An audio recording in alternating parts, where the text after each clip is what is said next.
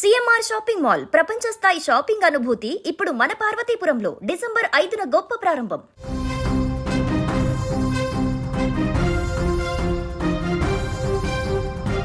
దిత్వా తుఫాన్ ఎఫెక్ట్ నెల్లూరు జిల్లా పైన తీవ్ర ప్రభావాన్ని చూపిస్తుంది. జిల్లా వ్యాప్తంగా గత 3 రోజుల నుంచి భారీ నుంచి అతి భారీ వర్షాలు కురుస్తున్నాయి.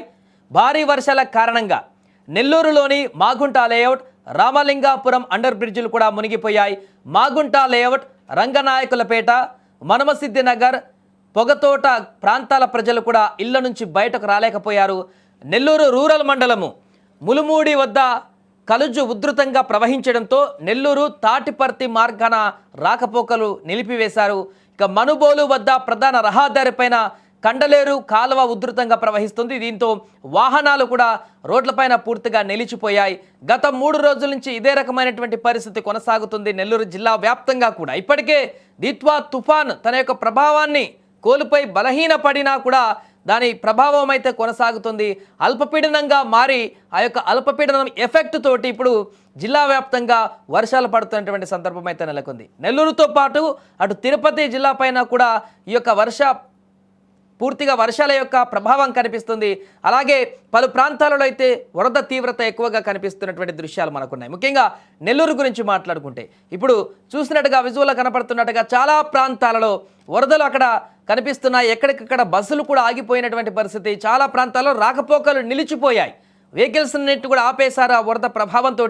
ఎందుకంటే 3 రోజుల నుంచి కొంత స్లోగా మొదలైనటువంటి వర్షాలు అది భారీ వర్షాల నుంచి అతి భారీ వర్షాలుగా మారిపోయాయి. 20 సెంటీమీటర్ల కంటే ఎక్కువ వర్షపాతం అక్కడ పలు ప్రాంతాలలో నమోదయ్యి ప్రజలను కూడా ఇబ్బందులకు గురి చేస్తున్నటువంటి పరిస్థితి నెలకొంది. తేలిక కొనసాగుతుంది అక్కడ. బట్ అక్కడ కూడా నిలిచినటువంటి వాటర్ ఉన్నటువంటి ప్రాంతాల్లో అయితే ఇబ్బందులు కొనసాగుతున్నాయి. ఈరోజు రేపు కూడా కొంత ఈ యొక్క అల్పపీడనం ప్రభావం కొనసాగుతుందంటూ చెప్తున్నారు. కాబట్టి రేపటి వరకు కూడా ఈ యొక్క వర్షాల ప్రభావం అనేది నెల్లూరు వ్యాప్తంగా కూడా కనపడనుంది.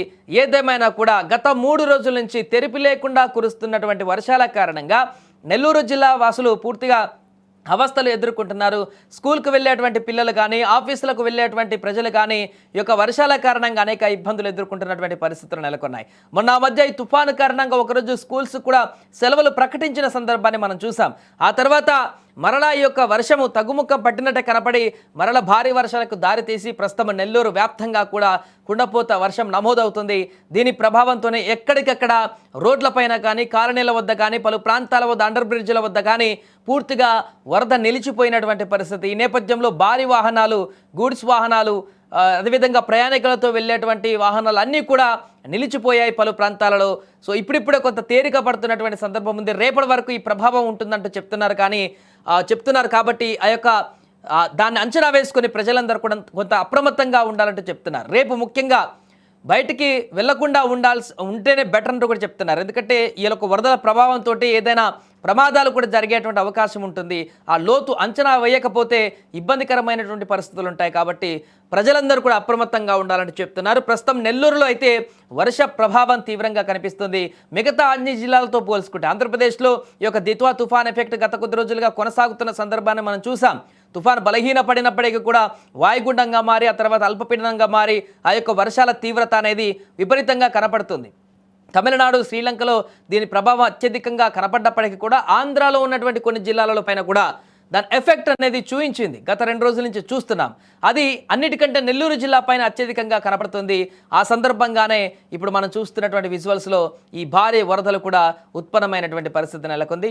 ఏదేమైనా కూడా రేపటి వరకు కూడా కొంత అప్రమత్తంగా ఉండాల్సినటువంటి పరిస్థితి అయితే ఉంది.